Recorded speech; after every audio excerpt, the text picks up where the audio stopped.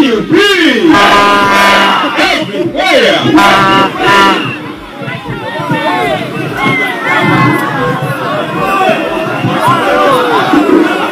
People power. Manche. Neno na yuka njiteke kwa wenu. Oru kumapu nebi.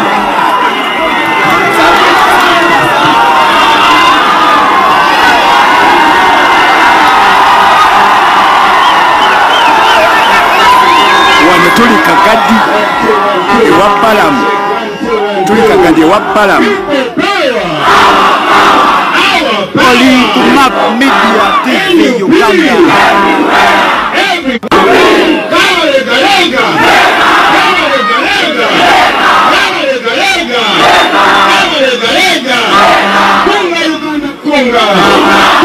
Uganda kunga. Kunga kadika kadikunga. Kunga kadikunga. Kunga nyoro kunga.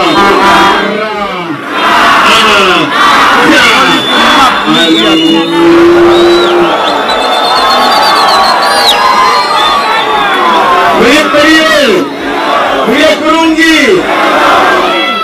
Basone banyawo. Mwewa lemu pita.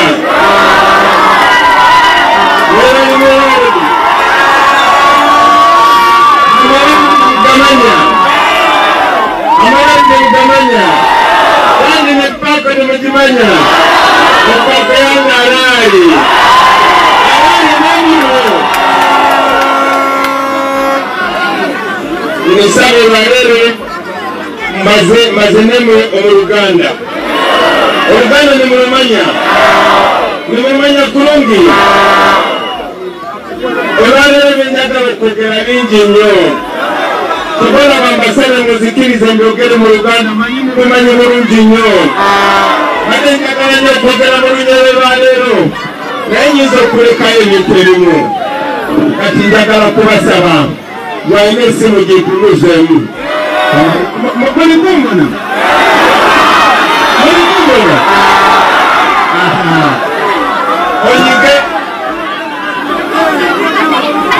Onyege recording.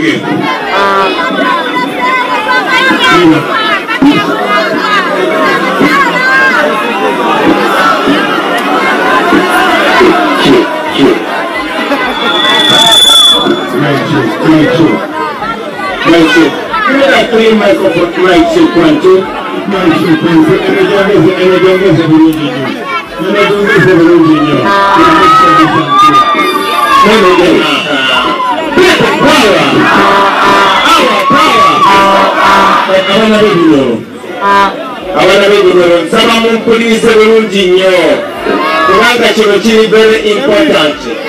Okusookera ddala yesterday nabadde ku TV nendaba Prime Minister Museveni Nabanja ng'abagamba nti Bobi Wine wanake bunyolo musigale waka wamwe temujja. Era tebazze tebawaayiriza era bano bemulaba tebazze bali waka.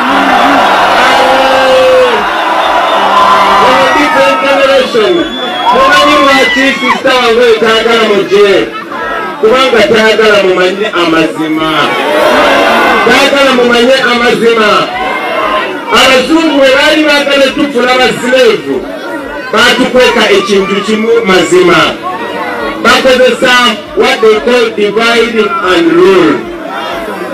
Bakozeseza divide and rule okuva independence we yabiriwo paka kati. This is a colonial tool.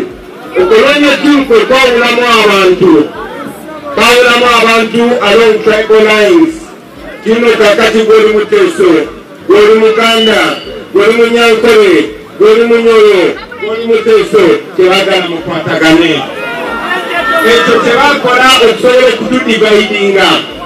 I am very glad nti history yaffe twagenda tulwanyisa colonialism kyokolaba tulwanyisa abazungu Kawalega yamala nakwatagana n'eggwanga.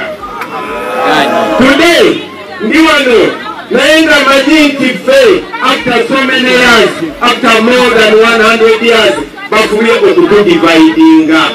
They have tried to divide us, but they don't have to do this again. In the name of my own self and in the name of our grandparents, to tell you that we are the promise. Bajajja baffe Kabaleka alwana n'abazungu, Mwanga alwana n'abazungu, abazungu ne bavaawo ne bateekawo kolonyo master mulala nga muddugavu bamuyita Museveni. I want you to know, my brothers and sisters, after so many years ago, eno ye 1962 yaffe, this is our 1962. Ebibuuzo bingi nnyo ebibuzibwa buli muntu. Olwaleero sigenda kwogera ku bizibu biri wano mu Bunyoro. Mbadde ntambula all over the country.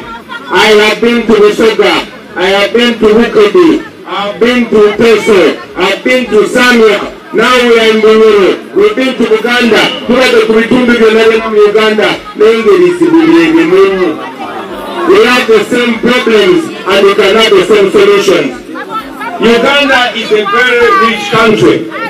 Tuli bagaga nnyo naye ensi yaffe yengaga abantu baavu.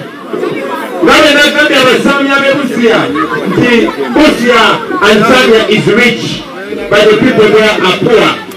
Batudde ku gold ali e Busia ali estimated 12 trillion US dollars.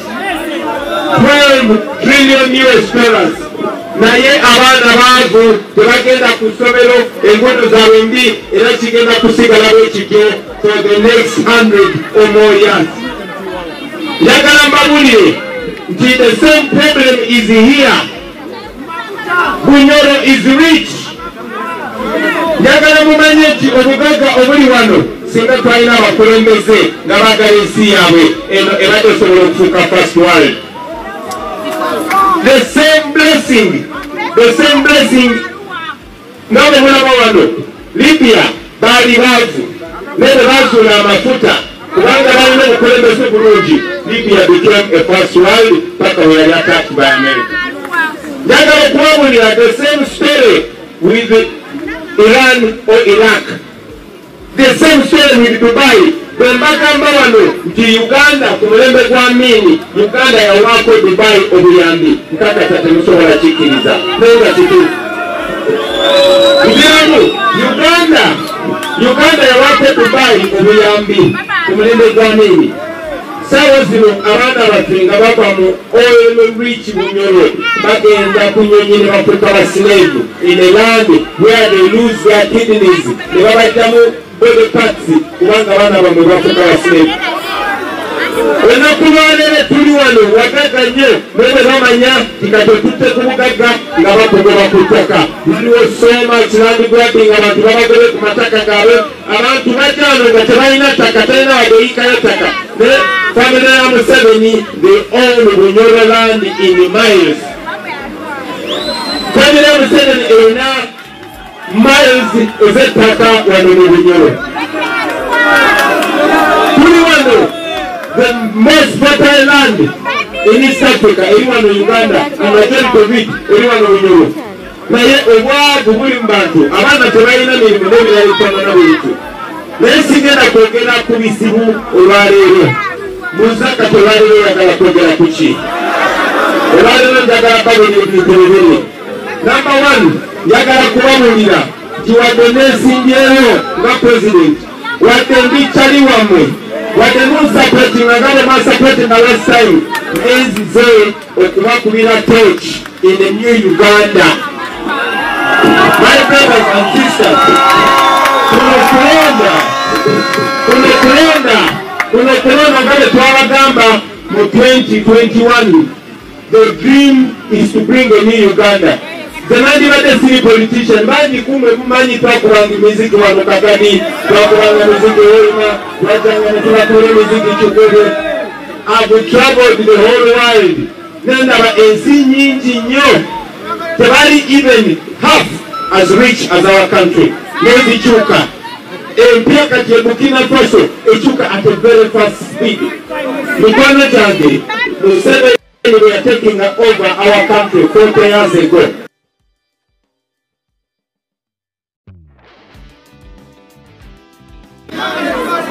banji kumwe mwali temunaba kutumira. So none of you have seen another president. Temunaba kutukulaba kwa president mulala. Naye Museveni weyawambire ensi yaffe bali bakozeko only 3.5%. Mu myaka 40 akozeko 10%. Kitegeeza bwe tuba twagala enguudo zaffe zonna zikolebwe tulina kulinda 400 years, emyaka 14. Ziramu emyaka 14. Kitegeeza nti gwe in your life togenda kulabako ku nguudo nnungi, omwana we tagenda kulabako amasannyalaze nga gatuuse everywhere, omuzukulu we tagenda kulabako baana nga basomera bwerere, omuzukulu we tagenda kulabako ku train eziri Nairobi.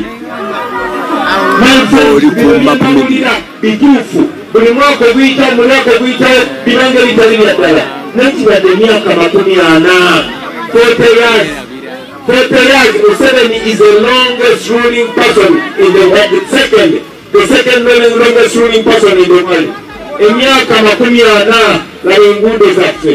Emyaka 40 laba kakati bafaanana. Emyaka 40 si buli nyumba terimu masannyalaze naye nga tugakolera wano. Uganda etandikira wano mu Uganda. Uganda has the biggest part of the biggest freshwater lake in the country, and in the continent and in the world. Emyaka 40 mutunde ku uranium, mutunde ku metal very expensive, mutunde ku mafuta n'ebirala bifaanana bwe bityo. So nzize wano okubawulira mikolo gyabwe twakoze manifesto, njagala nnyo bakyongere bebegeze, naye njagala nnyo kubasaba mukozese TikTok yammwe. Begende kubawulirako wano bye bitono makubira bukubizi toki. Naye njagala kubasaba every one of you must go beyond that. Olina kusuka waawo njagala buli omu afuuke Bobi Wine. Kale njagala mutandike okubiraba bino. Bwe munaalaba nga kyendaba, bwe munaamanyi kyemanyi, bwe munaalaba nti kiri possible, bannange tugenda kubeera bakali. Njagala okubasaba mmwe abali wano, please be different from your father and your mother. Bazadde baffe bajjajja baffe Museveni yabatiisa. N'abagamba kasobwa owebakotiwe it is okay. N'abagamba bw'obeerya emmere newebakotiwe it is okay. Ne bamama baffe ne batata baffe naye njagala babulire we are a different generation. Tulinga abavubuka b'e Nairobi, tulinga abavubuka b'e Nigeria, tulinga abavubuka b'e China, tulinga abavubuka b'e Japan. Abachina bajja wano buli kimu kya bbeeyi n'omusenyu n'ettaka ly'omiddeko wano. Naye kati ffe batuzaayo Museveni alowooza tuli mu 1910. Bana njagala tukyuse kino ekintu and we have the power. So kuno kulonda njagala mukulabe muyitereze bulungi mumpulirayo naye mumpulira good. Kati njagala kubasaba kuno kulonda tukulabenga chance, tukulabenga opportunity, kuba bino byembagamba byonna bisobole kukyuka bwe tubeera n'omukulembeze nga tageti ye ya kukyusa nsi n'abatekusya nengamba nene tuba tetukutte ku mafuta g'ebunyolo. Gold ali ebusiya yekka ali estimated $12 trillion. Ziramu gold ali ebusiya bamuteberezamu $12 trillion. Oyo gold yekka asobole kufuula Uganda yonna nga London. Nitubakikola wali kubanga the biggest traders, the only abantu abakkiriza okusobola okunookutunda gold ya Museveni. Era ebirombe bya gold byonna oba kiri Karamoja, oba kiri Gosi, oba kiri Kasanda, oba kiri Kiboga, all gold wa either Museveni, oba Janet, oba Sodo, oba Sale, oba Muhoozi. Kati bwebule ku gold oyo njagala mumanye impakiti etonamuvaako. Uganda bagamba Uganda naye bategeeza Museveni and family batunda gold worth $2 billion. Ziramu $2 billion worth of gold. $2 billion. Ezo sente zigenda mu nsawo zaabwe ngabba abantu. Bamakinga sure mwe bannannyini baba impoverishinga. Kati that alone is costly. Tujowane bunyolo. The oil eyo gwe mulaba asobole kutransforminga not only bunyolo ne oil ne bwemutekeri. That oil can transform not only Bunyoro but all of Uganda, Nefukanga, Dubai. Ziramu, oyo oil gwe bogerako agamafuta gasobola okutransforminga si bunyoro yokka.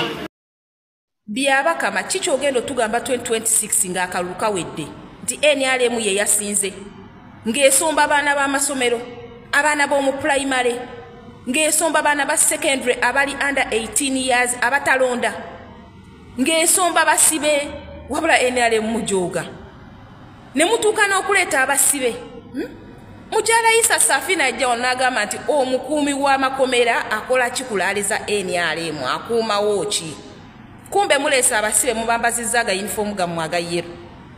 Byabakama kiki kyogendo tugamba tubadde nga tubagamba nti no musomba abaana b'amasomero nga tubibagamba ti tulina evidence naye kati evidence yino mwagaana okusasula abasomesa bali mu kukaaba. Omuzadde alwanye n'afuna akasente n'atwala omwana ku ssomero asome taamu eno kuba ye taamu esembayo ey'okusatu ate mukutta omwana mwe kye mukola ekinene ennyo kwe kumuleeta ate muziraale zammwe ye omuzadde astruggolinga omwana we abeere ku ssomero NRM mugezaako kustruggolinga abaana kukola ki kubatwala kuziraale za NRM abaana ba primary mugezaako okukakasa kiki kye mugenda okukakasa eggwanga nti NRM wakyaliyo abaagala Munnayuganda ki ategeera asobola okugamba nti nayagala NRM government Munnayuganda ki nga akyategeera alina obwongo asobola okugamba nti nze njagala NRM Munnayuganda kyasobola okwagala gavumenti etulumizza obwavu gavumenti etwala obulamu bwaffe ng'Abannayuganda nti bulinganga bwa kiyenje gavumenti etubbyeko ebyaffe gavumenti etukoze buli kimu buli kikolobero kyonna ani asobola ojjagala ng'ayina amagezi today mu Uganda bw'abanga ayina amagezi ani asobola okwagala NRM ddala temuswala mugezaako okulwanya mufune enamba mu painting that picture nti NRM muyina abawagizi naye ani ayina amagezi tudde mu Uganda asobola okugamba nti no wali ayagala NRM okuleka abo abagwagwagwagwa abatategeera abatalaba abo abagwagwagwagwa ababalyamu olw'okuba mubafujjirirayo obusimbi abaana b'essomero abaana ba pulayimale ekyo ekisinga okuneewuunyisa owa pulayimale olw'okuba muleeta bano abayimbi bammwe abatategeera abagwagwagwagwa bamala ba edikenzo bamala ba kamiliyoni bamala baani aba bayimbi bammwe omwana ne mumuteekamu kiri nti nagenda kulaba muyimbi ndowooza ku ssomero we baba babajjayo nga baleeta ku ziraale zammwe babagamba mugenda kulaba edikenzo mugenda kulaba Jose Kamiliyoni mugenda kulaba Maragundi nze nninda kulaba mu Buganda waneeno mu centro essomero erinakwata abaana b'abantu mbatwala ku ziraale za NRM ana balina kuba mu masomero nga basoma muli mu kuba paredi nga mubambaziza aga uniform agasaati ga yero buno bu TV bwamwe bonna buli bize bu painting a picture new vision ekola omulimu munene nnyo okulaga nti no NRM has numbers NRM erina ba supporters nga muleeta basibe nga muleeta abaana b'amasomero muleeta abaana abali under 18 years abatalonda nga ne aberegistering okufuna national ID mwagano zibawa abaregistering okufuna national ID mwagano zibawa nga n'abali newinga muganya okubawa national IDs mutuwoleza nti tugenda kulondera ku biometric mulowooza tuli balalu tugenda mu kalulu kakwekalakaasa tugenda mu kalulu akagenda okukomya effuga bbi Museveni toli mulwadde era nze sobola kukeera ku makya n'ensaba Museveni nti noffe njagala obeerewo ng'oli mulamu tukyuse obuyinza bw'eggwanga nga wooli njagala Museveni owangaale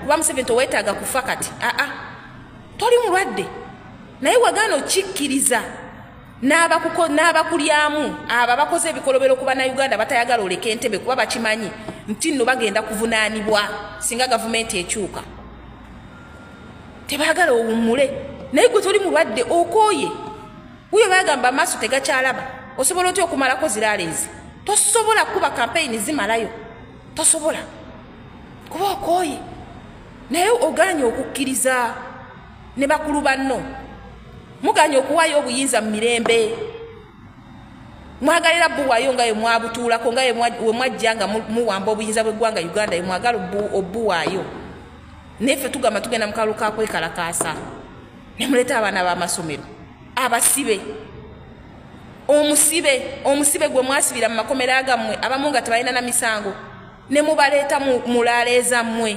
NRM mujooga naye mujoze munnayuganda ne mulatta bannaye mujooga simanyi wonzija mu kkomera ontwala kulaale ya NRM mujooga. Mbalamusizza bannyabo ne bassebo nze batte nze nga bwe ndaba ekisookera ddala ngenda kusooka nkuteera akatambi wano olabe Speaker Anita Among eggaali gye baamuyisizaamu ng'agenza okukwira mwami Museveni laali ompe endowoozayo kitegeeza ki? Omanyi abantu kati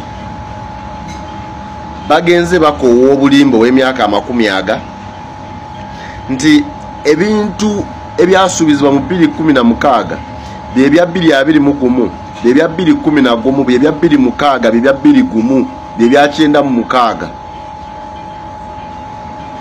kaakati abantu bagenze babaako bye bategeera.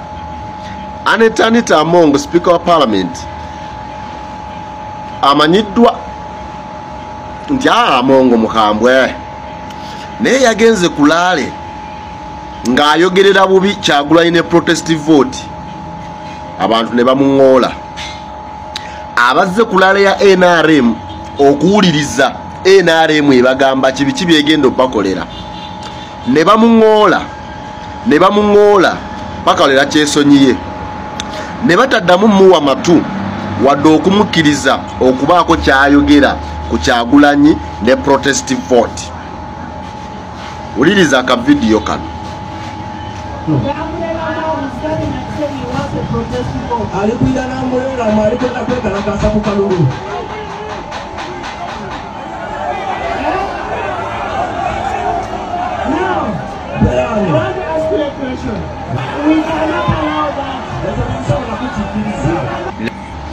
Kitegeeza nti bannayuganda wano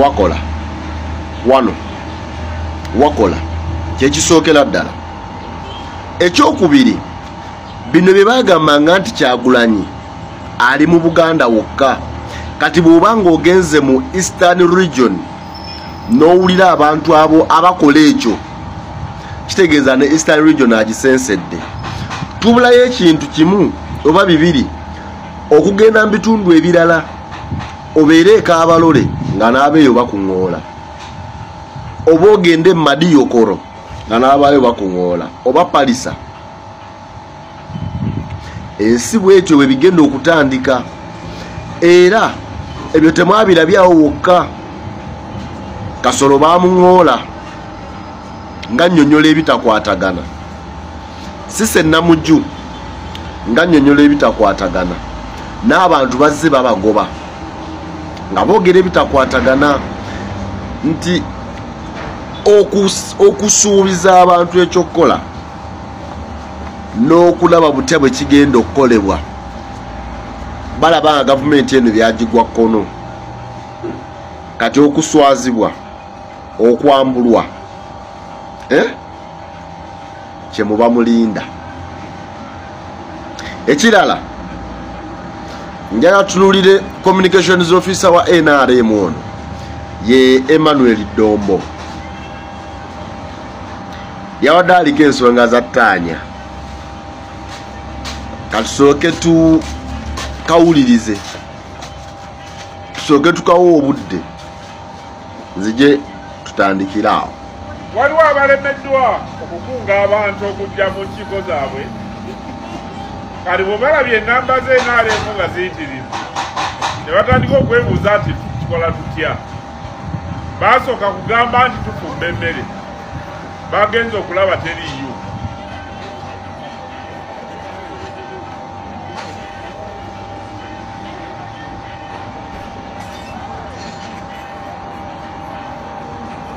abantu bagamba tugaba zi t-shirt ekiga ebbiri ezasooka zonna tekwali t-shirt teemu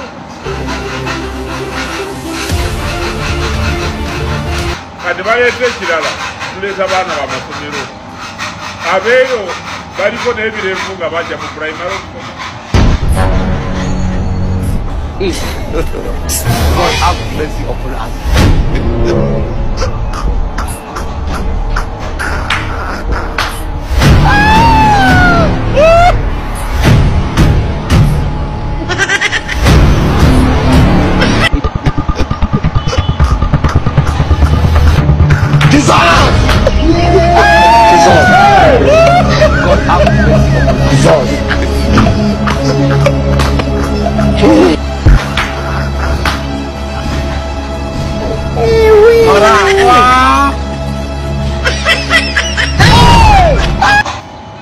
Kale kati kibi nnyo mu communication okuba ng'oyogera nga teweebuuzizza. Manyi guno omulembe gwakyuka. Mulina okumanya mukulu Ddombo, mulina okumanya nti wemwogerera buli kati ekikolebwa abantu bakiteeka katambi. Omanyi lwaki bakiteeka katambi? Bubeera obujulizi obw'enkukunala nti ebiseera ebimu munnange kati aboogera beerabira. Ate Omuganda agamba nti kyerabirwa mugambi naye omugambe takyerabira. Ekisooka bwe tubanga n'okulaba twalabye ebbaluwa nga RDC agamba abakulira amasomero batwale abaana baanirize mwami Museveni. Omanyi ffe twasomera tetwamanyanga naye amasomero gagendanga kulaale nga tulowooza nti gazze kwaniriza mukulembeze, naye tukitegedde kati nti kwalinga kuweza namba y'abawagizi bali be mugamba mu NRM register nti oli bw'alaba raale nga eriko abantu mutwalo oba emitwalo 3 ng'agamba NRM erina abawagizi. Bwe muba nga temwagala kujjuza abawagizi bali mu register, lwaki abaana abo temubaleka mu uniforms zaabwe? Lwaki mwetaaga kusooka bbawa mijoozi? Era kino kibeere eri abazadde. Bino ebyobufuzi mubiraba, ebyobufuzi biralamu. Abakulu b'amasomero muleke okuteeka abaana baffe mu katyabaga k'ebyobufuzi. Nga bwe mutosobola bakkiriza genda kulaala ya Mugisha muntu, nga mutasobola bakkiriza genda kulaala ya muntu mulala, lwaki mubatwala kuza NRM? Really? Abaana b'amasomero mubatwale babeere w'amasomero gazikale bwabanga mwami Museveni akalulu akanoonyeza mu kiti kya bwa president nga tabeera candidate. Mubatwale baanirize omukulembeze w'eggwanga bamuyimbire. Lwaki mubawa emijoozi? Emijoozi imagine in all colors yellow, in all colors yellow. Mubaleke mu uniforms zaabwe, mubaleke mu casuals zaabwe, mufune numbers. 2 ebyo byonna byobadde owakanya olabye nti abantu batereka obujulizi, Ddombo. Eyo yensi kati mu communication olumu bw'obanga oyogera ebimu tobyogera. Omanyi mulowooza nti Uganda egenda kukoma ku mwami Museveni ne NRM? Tewaliwo bali mu gavumenti ya Mininga nakati we baliwo baba bali mu Yombote oba yatitookera olutwa. Uganda esigala etambula politics just ka unity katini bwe kati akabeezaawo eggwanga. Kati oluusi bw'oyogera ebyekisiru ensi eba ekulabanga mu ssiru, ate kye tutayagala nsi ebalabireyo.